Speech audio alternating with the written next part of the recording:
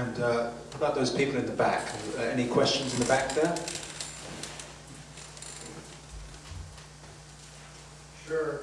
Any of the panelists, what are your guys' feelings? The show is heavy on the object side of sculpture. The new expanded sculptural field includes, or seems to start to include everything from social practice, performance art, video projection, all of that. I'm curious on any of the panelists' opinions as to where the court's role for that is. Michael, do you want to take that one? Yeah, sure. I mean, I don't even recognize that word outside of very specific kind of historical situation. So I mean, I think the best thing we could all do is just make art. And I mean, this is very messy stuff, you know. And I think there are like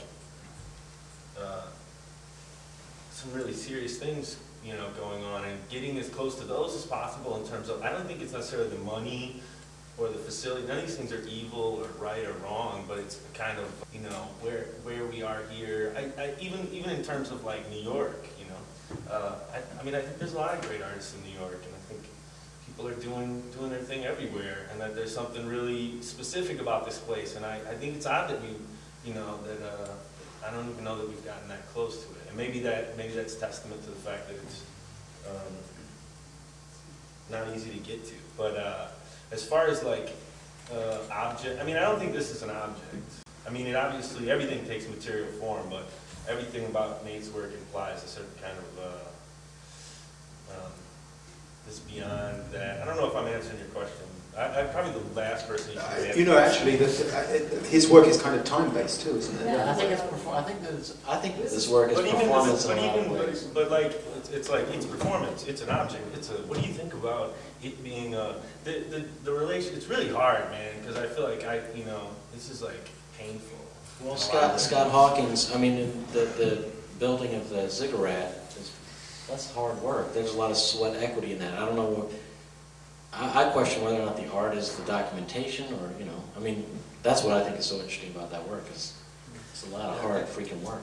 I can also, to quote Dennis Naraki in his writing, this catalog here, was it in the catalog, but the press release, art making, where is it, Paul bronze carved stone, erect, fences, fire, grout tiles, wild steel, saw plywood, pound nails, think, act, paint, walls, mount exhibitions, events, panels, performances. And that was his description of summer activities. And I think, I know, Greg, what you're referencing in terms of questioning. We do historically have something in Detroit where there's a historical history of craft, and there's this kind of theoretical, in some places academic theory that is kind of theoretical work that is being questioned. Where do they meet together in Detroit in comparison to other cities? I know that's been thrown out as conversations out there.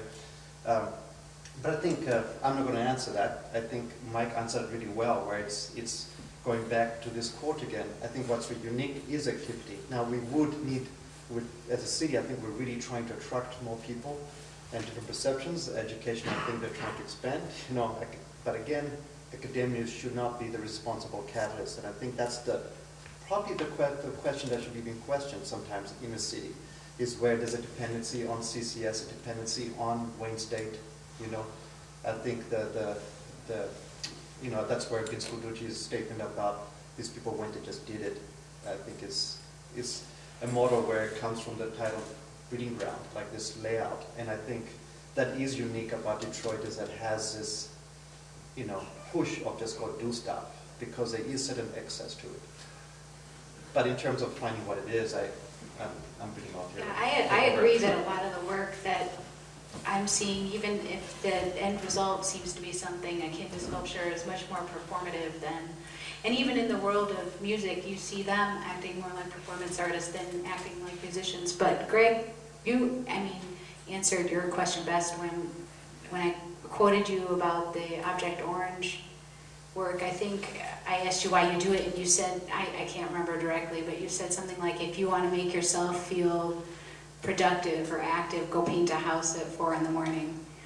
And I think that it is in some ways not a political response. I mean, you guys aren't activists. You're almost more responding to just sort of They're the... sort of anarchists, really. In a Well, way. but it's not political. I don't think it's directly political. I think you're more responding to sort of the inertia of the art world than to any direct sort of, situation here in the city. Or maybe it's both, I don't know, but that seemed to be what your response implied.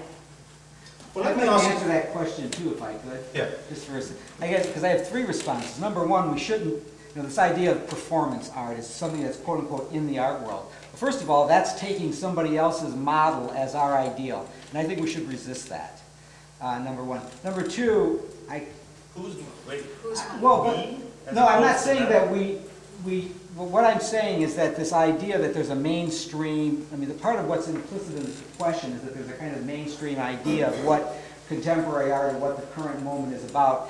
And so all I'm saying is that we should resist succumbing to that idea and just kind of, as everybody has said, do what we do.